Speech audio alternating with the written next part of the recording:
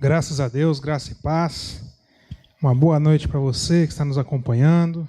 Nós estamos juntos como Igreja de Cristo, apesar da distância, apesar do culto online.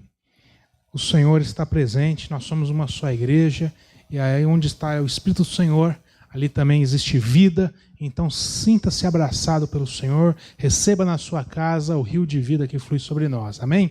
O tema da nossa mensagem de hoje é vencendo o medo. O tema da nossa mensagem de hoje, grave aí, é vencendo o medo. O medo, que é uma reação natural que nós sentimos frente às adversidades, às dificuldades que nós passamos. O medo é algo natural que nós sentimos, não tem nada de errado em ter medo. O problema é quando a gente é vencido pelo medo. O problema é quando a gente se torna refém do medo. Então hoje o Senhor quer falar conosco, com a sua igreja, como vencer o medo e não ser vencido por ele. Eu quero te convidar a abrir a sua Bíblia lá no Evangelho segundo Mateus, de número 14, a partir do versículo de número 20.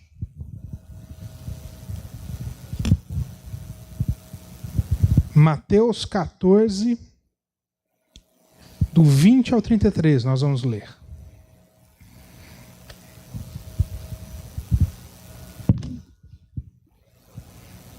Diz assim, acompanhe comigo. Todos comeram e se fartaram, e dos pedaços que sobrejaram recolheram ainda 12 cestos cheios. E os que comeram foram cerca de 5.000 homens, além das mulheres e das crianças. Por que eu estou lendo esses versículos antes de entrar na palavra propriamente dita? Porque nós precisamos entender o contexto em que se dá essa passagem que nós vamos estudar.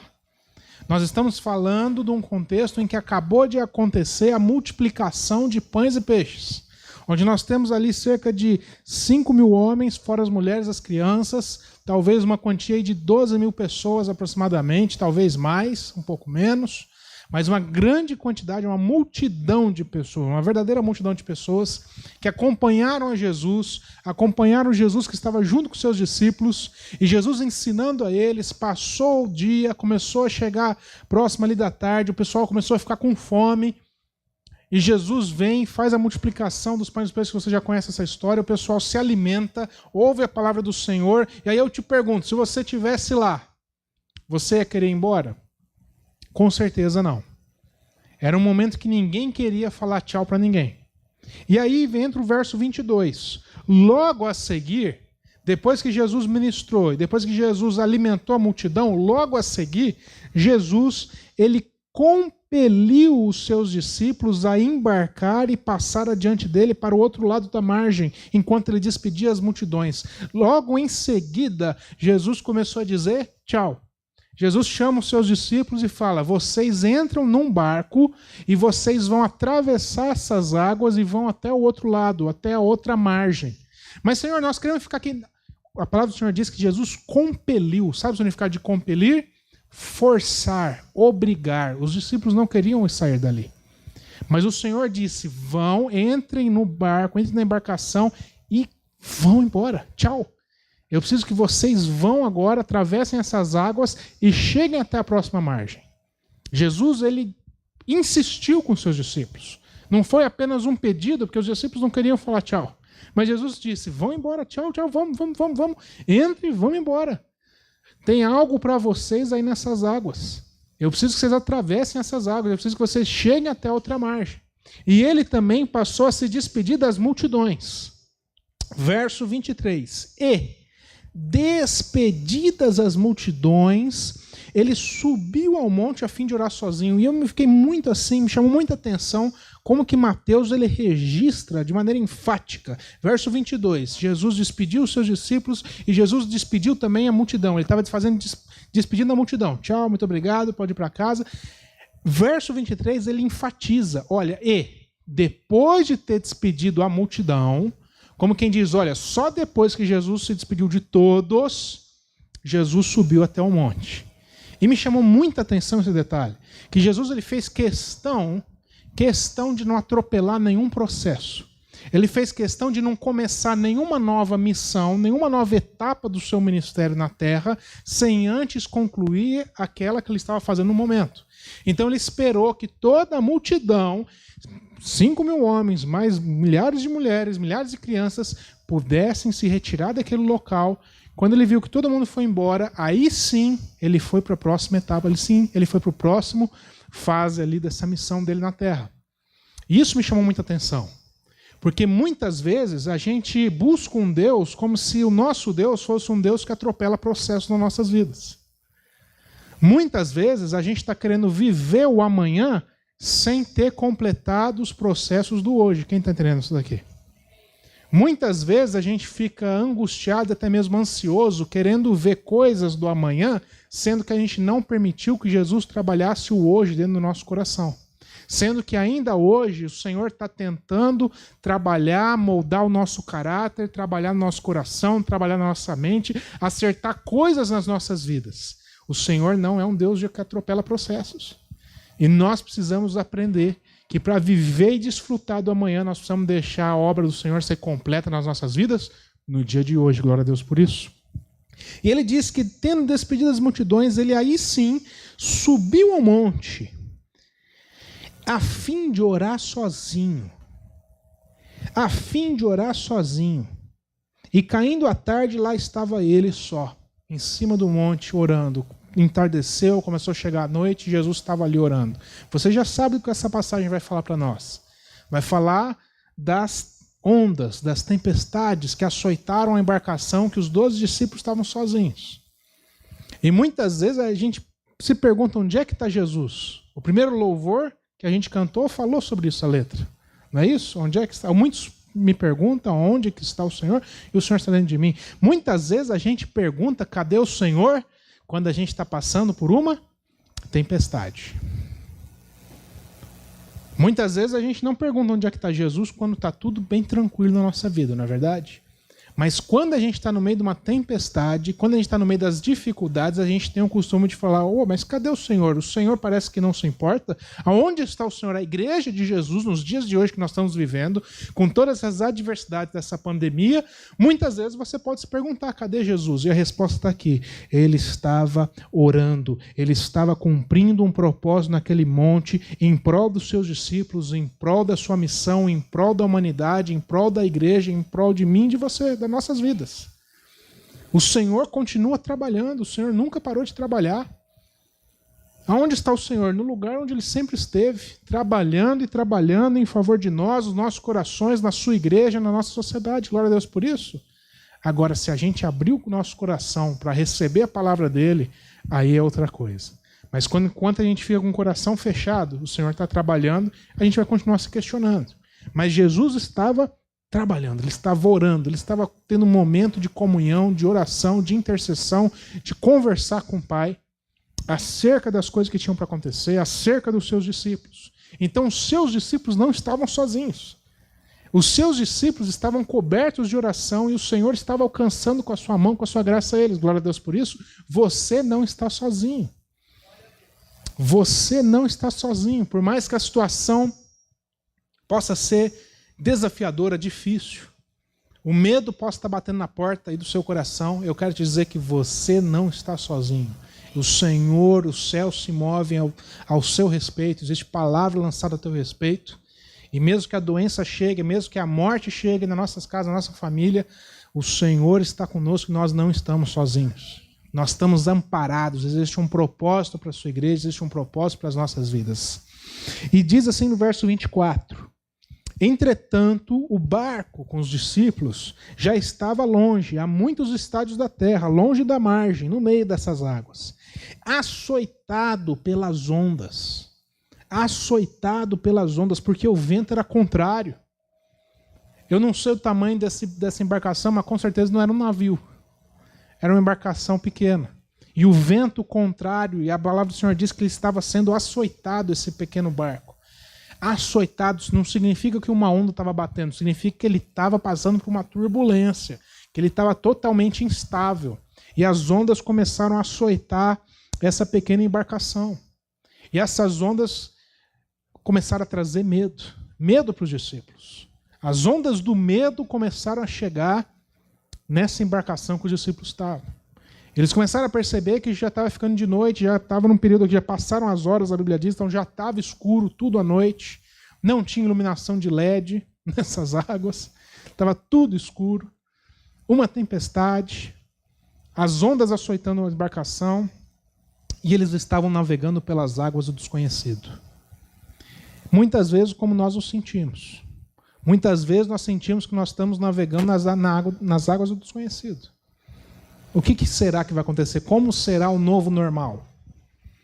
Como será que pode voltar às aulas? Como é que pode se dar isso? Ou não vai se dar mais isso? Ou agora só vai ter aula remota? Como que vai ser o novo normal? Como é que vai se dar o trabalho? Tantos trabalhando em regime de teletrabalho, home office, será que vai voltar ao normal? Será que nunca mais vai ser assim? Porque as empresas perceberam que é mais econômico. Como vai ser a vida pós-pandemia? A gente está no mar de desconhecimento. E as ondas vão batendo. Primeiro bateu a onda amarela, depois a onda vermelha, a onda roxa, e vem batendo onda. E a gente vai navegando nessas águas desconhecidas, e é natural que o medo passe a açoitar o nosso barco. Quem está entendendo isso daqui? Verso 25. Na quarta vigília da noite, que significa que estava entre 3 e 6 da madrugada, foi Jesus ter com eles, andando por sobre o mar, a minha versão diz. Entre 3 e 6 da madrugada, Jesus ele sai do monte, ele termina a sua missão de orar e ele vai encontrar os seus discípulos. Mas a questão é como que Jesus ele vai encontrar os seus discípulos. Jesus poderia ter pego uma embarcação para poder encontrar ele, não poderia? Jesus poderia ter pegado um barquinho. Jesus poderia ter ido de stand-up paddle, remando até lá. Jesus poderia ter ido de alguma forma natural. Mas ele escolhe o sobrenatural para ir de encontro aos seus discípulos. Sabe por quê? Porque Jesus, o Senhor, ele utiliza do meio natural para se manifestar de modo sobrenatural quando nós estamos sendo açoitados pelo medo. Quando nós estamos navegando pelas águas do desconhecido, o Senhor se revela para nós de maneira sobrenatural. O que significa, Bruno? Significa que a gente pode se perguntar, como? Da onde vai vir? E vem. Como que eu vou ver Jesus? De onde vai vir Jesus nessa situação? E lá está Jesus diante de nós. O Senhor se revela para nós, mesmo na ausência de recursos, porque o Senhor não depende de recursos. De repente não tinha uma embarcação para Jesus. Jesus falou assim, eu vou encontrar os meus discípulos do mesmo jeito, nem que eu vá andando sobre as águas. Glória a Deus por isso. E assim foi Jesus andando sobre o mar. Verso 26. E os discípulos, ao verem-no andando sobre as águas, eles ficaram aterrados. Você sabe o que é aterrado? A palavra do Senhor diz que quando os discípulos viram Jesus andando sobre as águas, eles ficaram aterrados. Aterrados não é com medo apenas. Aterrados é apavorados. Eles ficaram com tanto medo, que eles ficaram paralisados, em choque. E vendo ele andando sobre as águas, eles exclamaram, é um fantasma. E tomados de medo, gritaram. Por que eles disseram é um fantasma? Porque eles viram a figura de um homem, mas eles não reconheceram quem era esse homem. E sabendo que um homem natural não anda sobre as águas, eles gritaram ao desconhecido. Só pode ser algo que a gente não conhece, e o que a gente não conhece a gente chama de fantasma, é um fantasma. Mas o que a palavra do Senhor nos ensina nesse momento é que eles estavam tomados, eles estavam aterrados, eles estavam apavorados, eles estavam em pânico. Meu irmão, quando a gente fica com medo, e o medo, a gente é vencido pelo medo, se torna refém do medo. A Bíblia nos ensina que o medo, ele nos cega. O medo, ele nos cega. E mesmo que Jesus apareça diante de nós, na nossa frente, nós não conseguimos reconhecê-lo. O medo cegou tanto os seus discípulos, que mesmo sendo Cristo, diante da frente deles, eles não reconheceram ao Jesus. É quando nós temos revelação, mas sem compreensão. Nesses períodos que nós estamos passando, o Senhor continua se revelando à sua igreja. O Senhor continua se revelando à sua igreja. Muitas vezes nós não estamos tendo compreensão dessa revelação.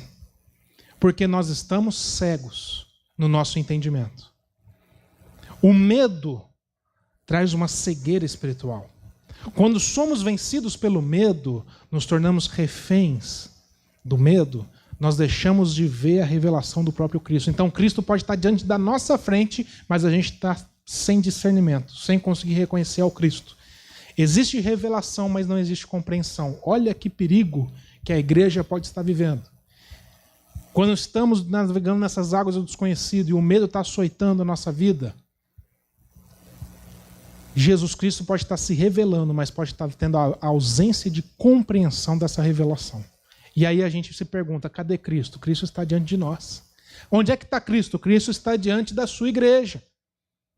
E muitas vezes não estamos reconhecendo a Cristo diante dos nossos olhos, porque falta compreensão, estamos cegos, o medo nos cegou. Verso 27, mas Jesus imediatamente lhes disse, tende bom ânimo, sou eu, não tenham medo. Respondendo-lhe Pedro disse, se és tu, Senhor, manda-me ter contigo por sobre as águas. E ele disse, vem. A única palavra que Jesus liberou para a vida de Pedro foi, pode vir. E Pedro, descendo do barco, andou sobre as águas e foi ter com Jesus. Reparando, porém, na força do vento, ele teve medo. Ele voltou a ter medo, ele abriu mão do medo, venceu o medo.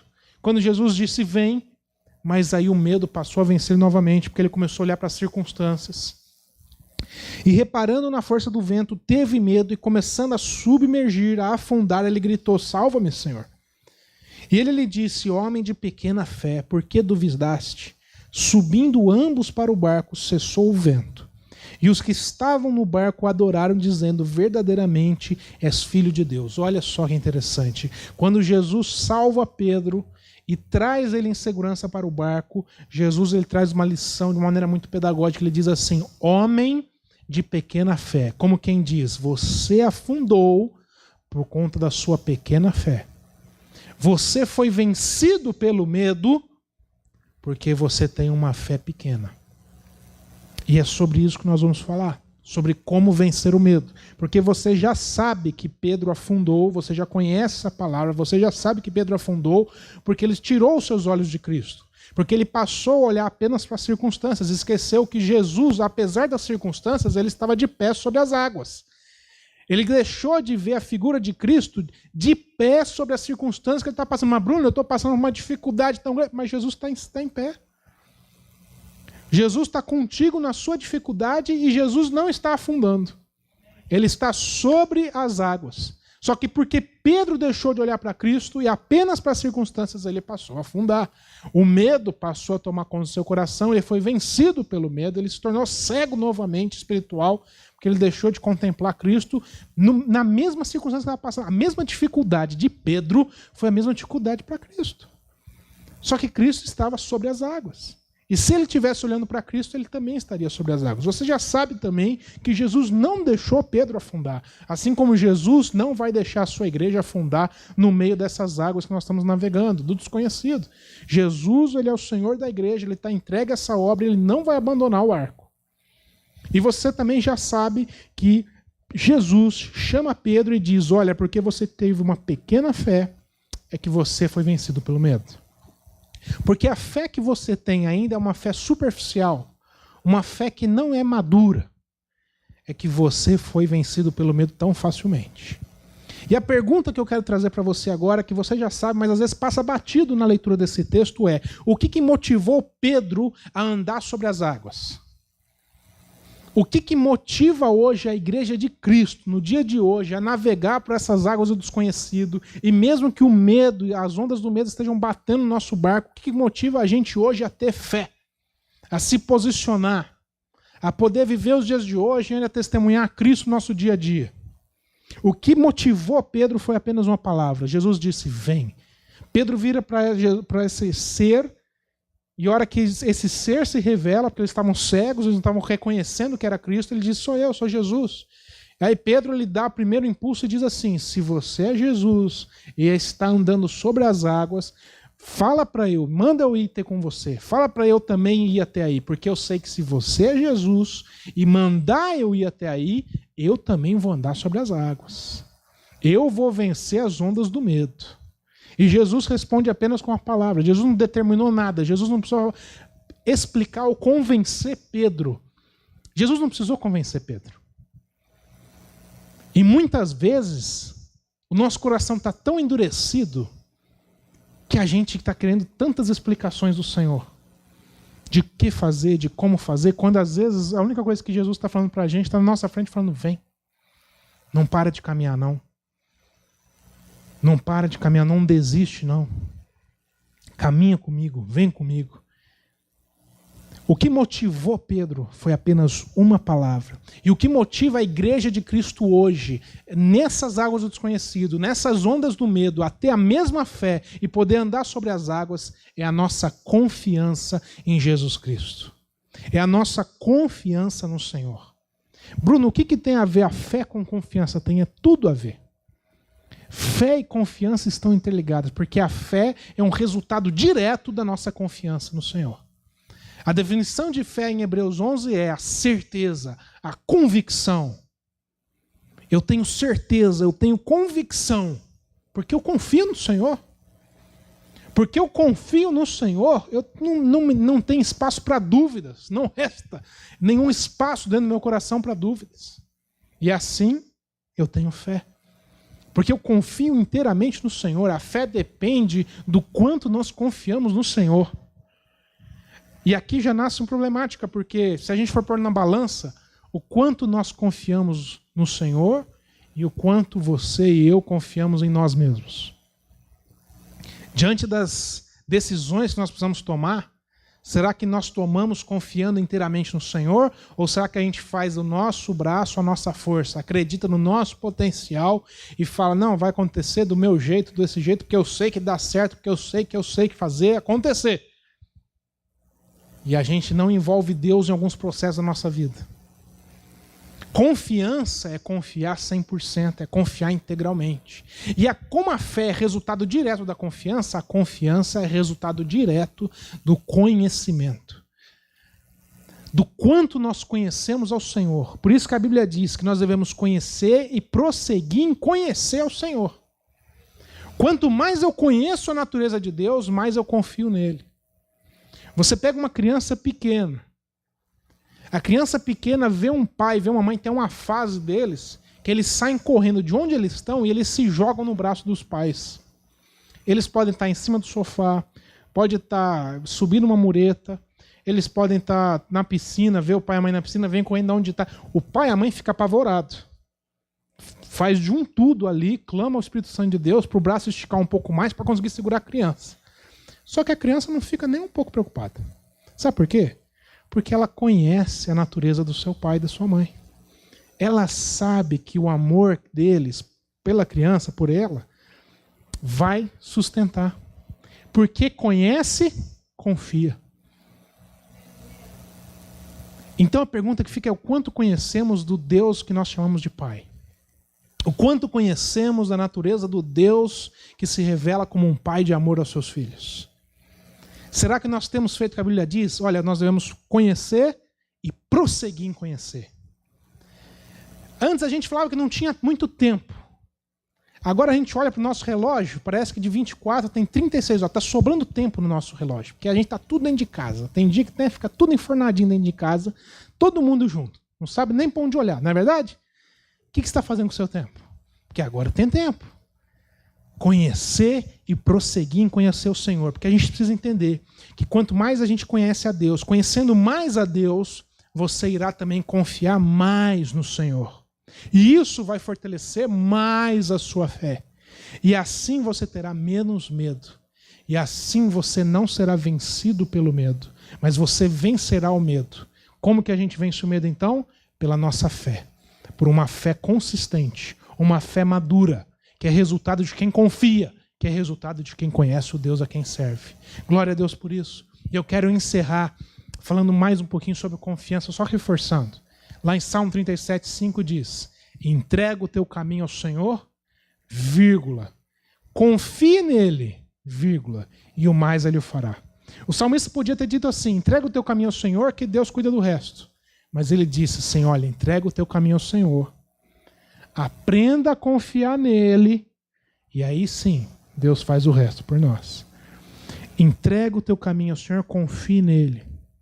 Na saúde, meu irmão, confie no Senhor. Na doença, na infecção pelo Covid, confie no Senhor. No tempo de vida, de celebrar a vida, confie no Senhor. E se a morte bater diante de nós, na nossa casa, também aprenda a confiar no Senhor. Em tempos de paz, que está tudo certo, você olha para os lados, você não enxerga nenhuma adversidade, nenhum inimigo, confie no Senhor. E nos tempos de instabilidade, que você estiver passando por essas águas do desconhecido, que o medo estiver batendo no seu barquinho, na sua vida, também aprenda a confiar no Senhor. Vamos fazer de Deus o nosso porto seguro. Vamos fazer de Deus a rocha que sustenta as nossas vidas. A pedra angular que sustenta toda a nossa vida, todos os nossos sonhos, os nossos projetos. Coloque a tua esperança em Deus. Coloque a tua esperança em Deus, porque você não vai ser frustrado. Glória a Deus por isso. Quero te convidar onde você está, curvar sua cabeça, fechar os seus olhos, colocar a mão no seu coração. E num ato de fé, uma fé que não é superficial, uma fé que é madura, você se render ao Senhor aí nesse momento. Senhor, nós queremos te agradecer, Pai, porque é o Senhor que nos sustenta, é o Senhor, Pai, que cuida de nós. O Senhor continua trabalhando por nós. E mesmo quando nós estamos navegando pelas águas do desconhecido, pelas águas da incerteza, e o medo começa a bater na nossa porta, mesmo nesses momentos, Pai, nós queremos aprender a confiar no Senhor. Nós queremos aprender a confiar em Ti. Da mesma maneira que a gente confia quando está tudo bem, nós queremos aprender a confiar no Senhor de maneira integral quando o medo bate na nossa porta, Pai. Nós não queremos mais, Pai, ser vencidos pelo medo. Nós queremos agora vencer o medo. Senhor, nós aprendemos essa noite que o Senhor está diante da sua igreja. O Senhor continua se revelando, Pai. Mas a gente não consegue compreender essa revelação porque a gente estava cego no nosso entendimento, porque a gente tinha sido vencido pelo medo. Mas nessa noite, Pai, o Senhor, assim como salvou Pedro e colocou ele no lugar seguro, o Senhor está salvando cada um de nós. Nos tirando, Pai, dessa cegueira espiritual. Pegando nas nossas mãos, nos sustentando, cuidando, guardando, confortando, consolando. E nessa noite, Pai, nós vamos ter os nossos olhos abertos. E nós vamos contemplar a revelação do Senhor nas nossas vidas dia após dia, com total compreensão. E assim nós vamos aprender a vencer o medo dia a dia, Senhor. Deus, nos ajuda a ter uma fé madura, uma fé consistente, de filhos e filhas que te adoram, que te servem, que te amam no dia bom e também no dia mau. Sara a nossa nação, Pai. Sara, Pai, o nosso país. Alcança, Pai, os enfermos. Alcança os leitos de hospitais. Alcança as pessoas que estão trabalhando na linha de frente, Pai. Tantos profissionais que o Senhor levantou. Capacita-os, motiva-os, fortalece-os, Senhor. Traz refrigérios, Pai. Ânimo para a vida deles, Pai. Ajuda os familiares, Pai, a serem pedras ali, Pai, não pedras de tropeço, mas pessoas que ajudam os enfermos, Pai, a se recuperarem.